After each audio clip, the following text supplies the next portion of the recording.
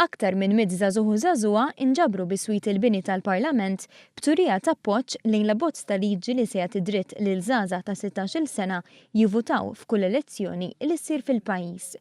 News kellem uħud minnhom li esprimew sodisfazzjon kbir għad-dibattitu li beda fil-Parlament. Peress li ħaningħataw id-dritt tal-vot, naħseb li ħajkonna aktar kontribut fis-soċjetà, anke bħal deċiżjonijiet li ħajjittieħdu ħajkonna sehem fihom. B'dan il-pass jiena nemmen li għandna Prim Ministru, għandna Gvern li qed jafda fiż-żgħażagħ, jafda li aħna nistgħu nagħmlu deċiżjoni matura, li diġà aħna attivi f'ħafna oqsma li huma relatati mal-politika li ħajwassal biex fl-aħħar mill-aħħar nagħmlu l-għażla tajba.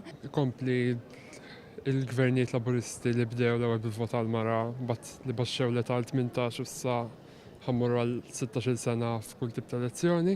Nħossu huwa pass ieħor progressiv għal dan il-pajjiż. Jiena naħseb li dan il-pass huwa tajjeb ħafna għaliex aħna jkollna l-opportunità biex nikkontribwixxu fl-affarijiet tal-pajjiżna u kif ukoll ikonna parti minn pajjiżna mhux ninqatgħu lura x'aħna m'għandniex l-età adattata, allura jkollna opportunità tajba. Qabel daħlu fil-Parlament laqgħu lill-Prim Ministru Joseph Muscat u l-Segretarju Parlamentari Giulia Farrugia Portelli. Bil-Prim Ministru jirringrazzjahom ta' ħidmiethom u enfasizza fuq l-interess li kien hemm waqt il-konsultazzjoni. Interess li wera kemm dawn iż-żgħażagħ huma kapaċi jifformulaw l-idejat tagħhom u maturi biżżejjed biex ikollhom opinjoni. Nitkellem għalija jiena insegwi ħafna dawn l-affarijiet u ninteressa ruħi hawn ħafna bħali u naħseb nkunu biżżejjed maturi biex nkunu nistgħu nivvotaw.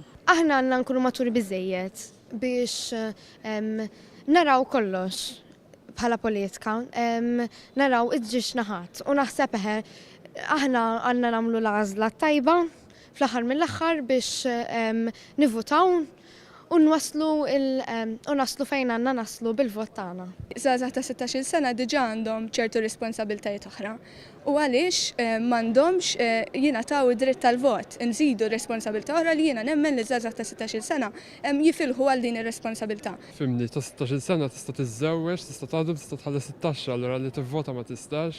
Diġà qed tagħmel ħafna affarijiet li ngħidu li l-kbar jagħmlu ta' 16. U imma probabbli żied ħaġa importanti li tiddetermina l-futur tal-pajjiż tiegħek u li tażel ir-rappreżentanti tiegħek ma tistax tivvota kienet qisha naqa' diskriminazzjoni żgħira ngħidilha jien. Aħna ta' 16 sena jkollna l-mentalità biżżejjed biex nagħmlu affarijiet oħra, allura għala m'għandniex l-opportunità biex nivvotaw u nagħtu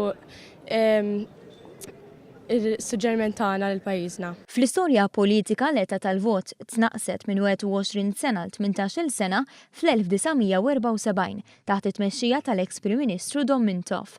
Dan wara li proposta simili ta' Paolo Boffa ma kinitx għaddiet mill-Assembleja Ġenerali tal-1945. B'dan il-pass, Gvern Laburista mmexxi minn Joseph Muscat qed jerġa' jkun protagonist biex jgħaddi dritt tal-vot ieħor u jkompli jagħmel lil pajjiżna wieħed progressiv li jadatta ma' żminijiet tal-lum.